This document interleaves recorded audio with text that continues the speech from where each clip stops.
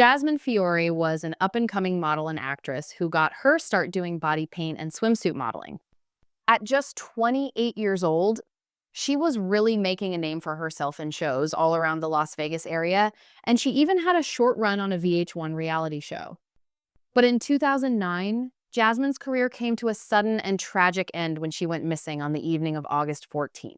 Just hours after she disappeared, investigators found her body stuffed inside a suitcase and left in a dumpster.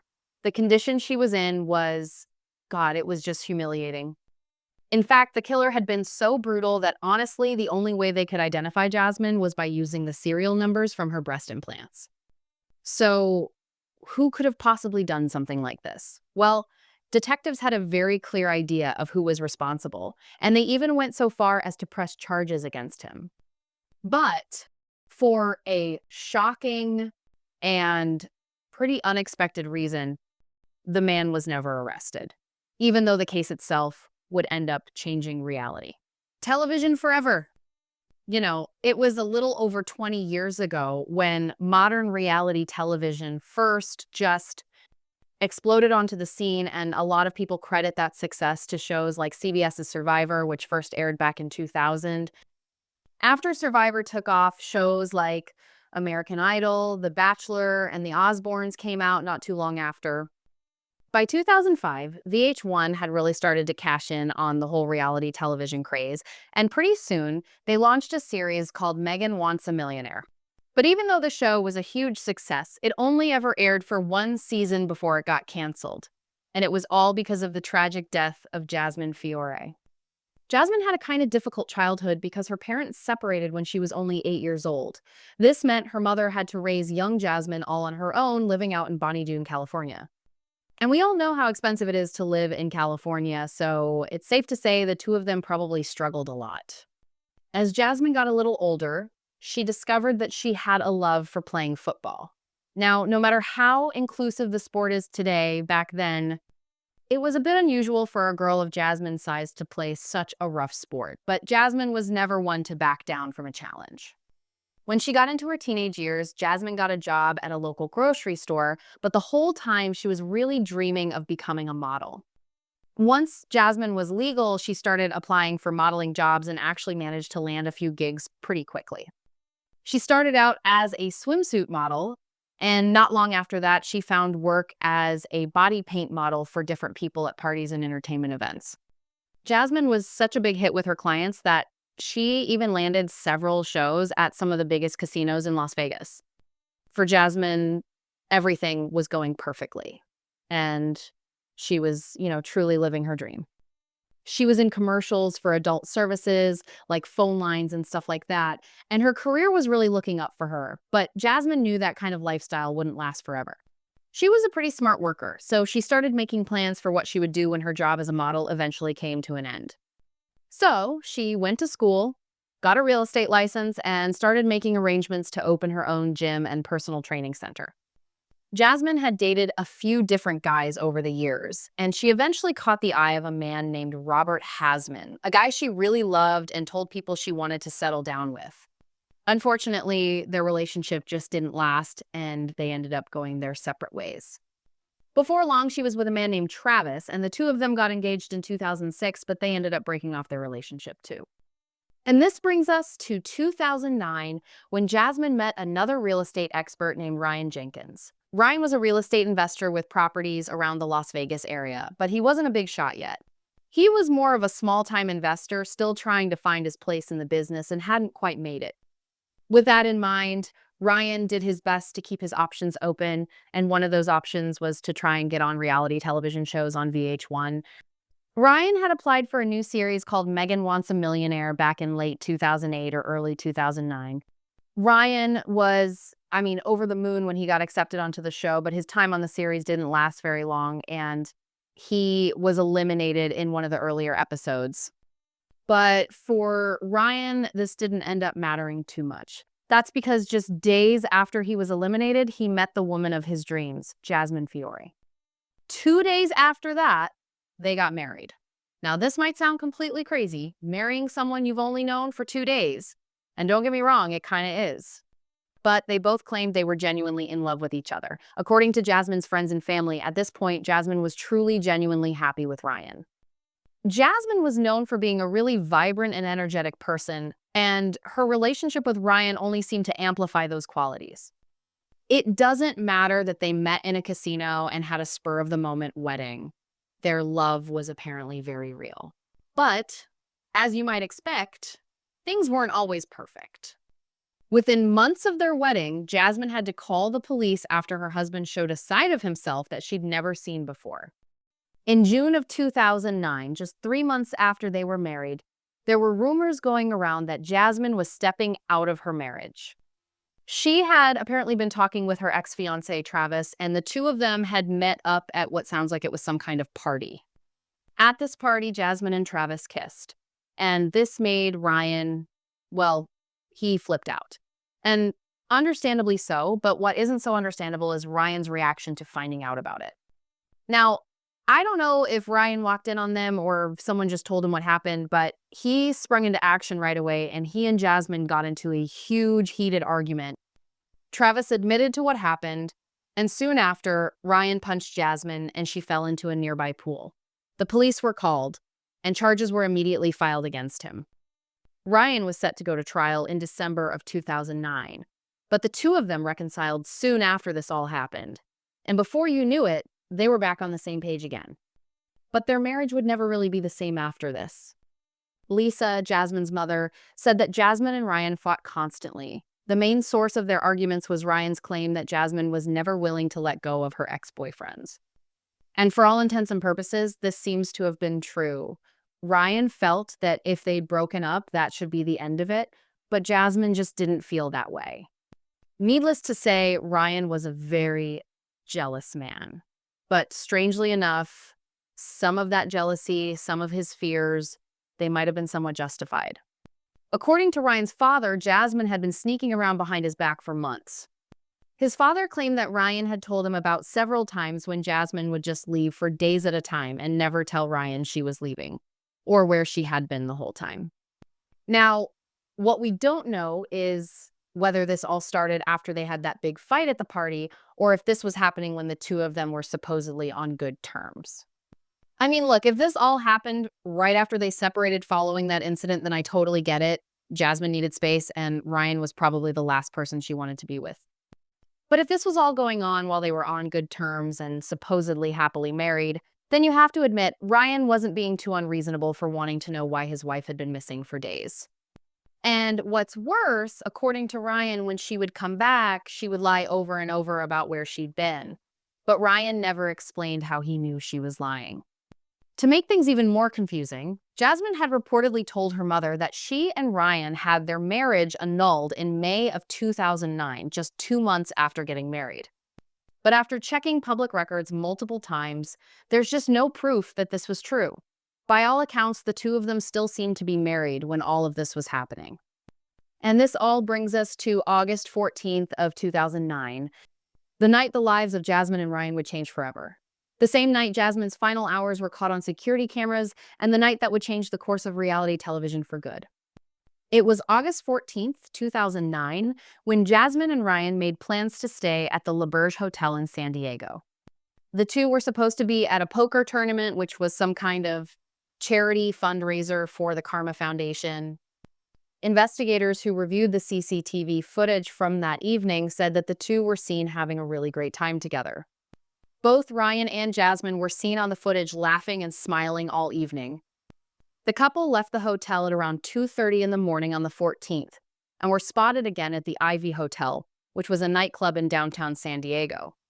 This nightclub was the last time the two were seen together, and by 4:30 a.m., Ryan had returned to their hotel room alone. And he would check out of the hotel by himself at 9 a.m. that morning. Jasmine was never seen again. It's never been reported whether or not she was seen on camera at the nightclub, but whatever happened there, things don't seem to have ended well for the couple.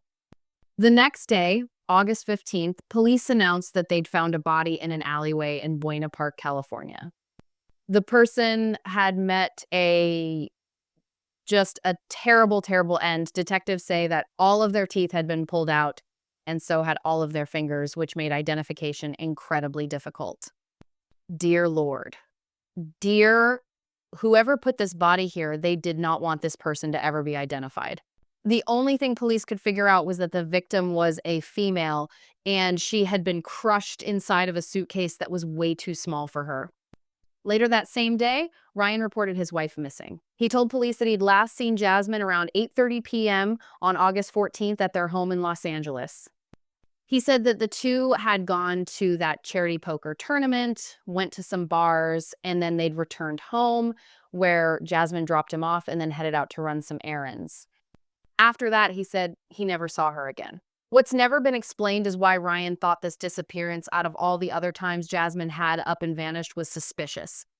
If you remember, Jasmine was known for disappearing for days at a time. But for this specific instance, he reported his wife missing less than 24 hours after she was gone. This has never really been explained, but investigators had reason to believe there was a lot more to Ryan than it seemed. By the next day, Ryan had spent some time at their home, packing up clothes and travel stuff. He was seen leaving their penthouse on August 16th at around 9 a.m. He then drove straight to Nevada to pick up his boat. But this wasn't the story he told police when they contacted him later that day. He told them he'd been in Utah and was on his way to Canada to deal with some immigration issues. Around this same time, investigators had made some progress on the body that had been found in the dumpster. Even though the killer had gone to such extreme lengths to hide the person's identity, the remains were identified just a few days later on August 18th. As the coroner was examining the body, he noticed that the woman's breasts appeared to have been altered, and he thought she might have had implants at some point. And he was right. During the analysis, the coroner removed the implants and was able to read the serial number that was printed on them. That serial number tied them directly to Jasmine Fiore. The coroner was able to determine that Jasmine had died within just a few hours of her body being found, but things got much worse from there. Police were soon alerted that a white Mercedes had been found abandoned in a parking lot in West Hollywood. This was discovered less than a mile from the home that Jasmine and Ryan shared in Los Angeles. When they searched the car, they found that it also belonged to Jasmine, but what made this so disturbing is that the inside of the car was covered in a significant amount of evidence. Red stains were all over the car, and there were even signs that Jasmine's hair had been pulled out. Police then reclassified the case, officially labeling it a homicide investigation. At this point, police wanted to speak with Ryan about where he was around the time that Jasmine disappeared, but he was nowhere to be found. The next day, on the 19th of August, Ryan called his father from Vancouver, which proved he did eventually make it to Canada, like he told investigators he would. It was during this phone call that Ryan's father told him that police were looking to speak with him, that they had found Jasmine's body, and that they had reason to believe she'd been murdered. At this point, police were actively searching for Ryan. For one reason or another, they firmly believed he was behind the crime, and a manhunt soon followed. Before long, investigators got a tip that Ryan's black BMW SUV had been spotted heading toward the US-Canada border, towing a boat. Police later found the vehicle at a marina in Washington. The car was empty, and the trailer it was towing was also empty, which proved the boat was out on the water somewhere. The vehicle's engine was still warm, though, so Ryan couldn't have gone too far. It needs to be said that at this point, Ryan wasn't considered guilty. He was just a person of interest that police desperately wanted to speak to. They were so interested in getting in touch with him that the U.S. Coast Guard and the Customs and Border Protection Agency announced they were sending out multiple boats to look for him. It wouldn't be until August 19th that a credible sighting of Ryan finally came in. A witness had spotted someone who looked like Ryan driving a boat near Point Roberts in Washington, where Ryan's stepmother apparently lived. No sooner than this report came in, police announced that they had reason to believe he had crossed the border back into Canada sometime between the 19th and the 20th. This was the last straw for investigators. They knew that Ryan had been told that police were looking for him, so to them, this was proof that he was running from them. This is what prompted them to escalate their search, labeling him as their prime suspect and officially charging him with homicide. It was August 20th when Ryan arrived at the Thunderbird Motel in British Columbia, Canada. He showed up with a young woman who the motel worker described as attractive, young, and very calm. The two of them paid for 3 nights at the hotel, and the manager didn't think they were the least bit suspicious. When police looked into the identity of the woman Ryan was with, they quickly realized it was his half-sister, Elena. The motel manager noted that he'd seen Ryan walking out in front of his room on August 21st, looking extremely exhausted. He said that he looked so disheveled that even though he was aware of the manhunt for Ryan Jenkins, he didn't recognize this man as being the same person. By 11:30 a.m. on August 23rd, the manager noticed that Ryan had never checked out of his room, which had been booked under Elena's name. The manager then asked his nephew to go check on the room and make sure he had left, but that's when he walked in on yet another crime scene. When the nephew opened the door to the room, he found Ryan's body hanging from a clothes rack by a belt. He had taken his own life. A note was never found at the scene, but investigators would later find one on Ryan's computer dated August 20th. The contents of this letter have never been made public, and unfortunately, this means that Jasmine's case to this day has never been solved. But this is far from the end of the story. Police very firmly believe that Ryan was the one who took Jasmine's life. In fact, they're pretty much certain that this is true. They have no other people of interest, and it's pretty clear to see that Ryan was struggling with some serious guilt in the final days and hours of his life. After Ryan died, police started to look more closely into his past, and VH1 did the same thing. VH1 being the company that invited him to be on Megan Wants a Millionaire. According to VH1, they always conduct a background check on every star that appears on one of their reality television shows. They claim that Ryan's background check came back perfectly clear, but a second check revealed some interesting information. As it turns out, back in 2007, Ryan had been investigated for assaulting a woman in Calgary. The production company behind Megan Wants a Millionaire repeated that he never would have been allowed on the show if they had known about this. VH1 explained that they use a third-party private investigative firm to do all their background checks, but these checks are limited to crimes that happen within U.S. borders. And Calgary is obviously in Canada, so the information about this crime never made it to VH1. But what makes things even more interesting is that this third-party company, Collective Intelligence, announced that they hadn't actually been the ones to do the background check. Since Ryan was originally from Canada, they had outsourced the background check to another company called Straight Line International. In the wake of the allegations against Ryan, Collective Intelligence sued Straight Line International for breach of contract, claiming that the company was fully aware of Ryan's violent history but never reported it to Collective Intelligence or VH1. Collective Intelligence would eventually lose the trust of its main clients. Viacom, NBC, and ABC and Straight Line was forced to pay Collective Intelligence over $800,000 in damages.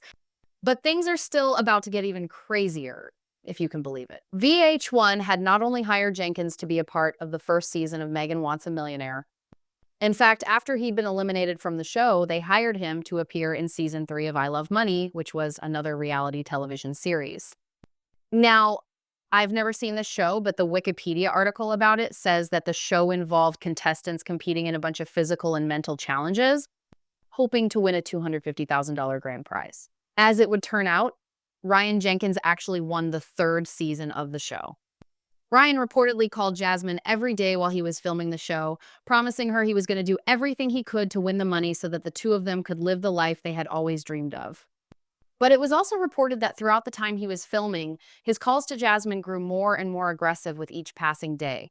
And it became clear that he was getting suspicious of Jasmine while he was gone and was afraid she might have been cheating on him. And upon his return from filming, well, if the rumors about her involvement with her ex-boyfriend are true, he may have been right. And this may have been his motive for ending Jasmine's life. After this all came out, VH1 made the decision to just pull the plug on the 3rd season of I Love Money.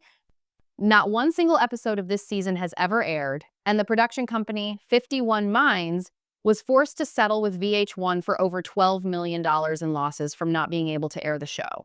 This was a pretty serious blow for the company, and it was a massive blow for reality television as a whole. It could have easily ruined the entire genre. See, when you watch a typical fictional television show, you probably don't think too much about the actors because they're not portraying themselves on screen. They're playing a character that was created and written for them. But when it comes to reality television, part of what makes it so captivating is that you're watching the actual person say and do things that they would likely actually say and do in real life. It may be amped up, sure, but it's not fictional.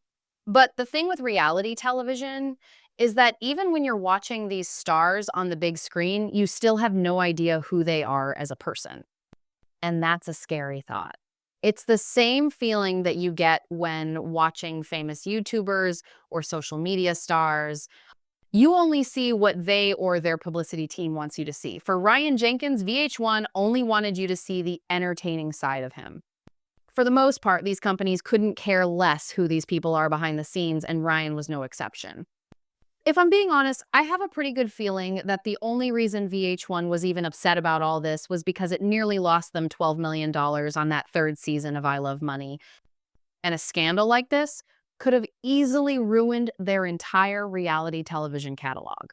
When speaking with Mark Cronin, the co-founder of 51. Mine's the main production company behind a lot of VH1's most popular reality shows. He explains that the loss of Jasmine Fiore has cast a shadow on the reality television genre as a whole.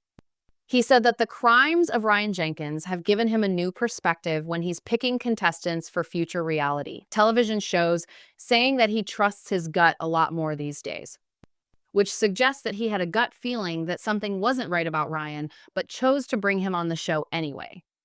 And this just further proves my point that, for the most part, these companies don't care about these people or who they really are as a person.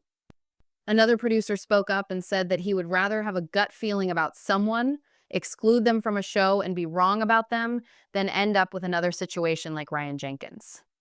The producer for another reality television series, Big Brother, has even stated that these days, many studios who conduct background checks no longer even take their budget into account. They want the best, most thorough background check they can find with no regard to cost, and I just hope that this is true.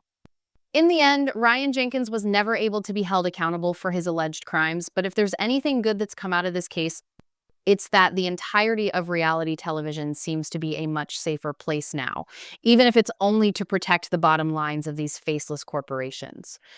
But it should never have taken the loss of someone's life for these studios to provide their actors with a safe work environment, and that much should never be forgotten.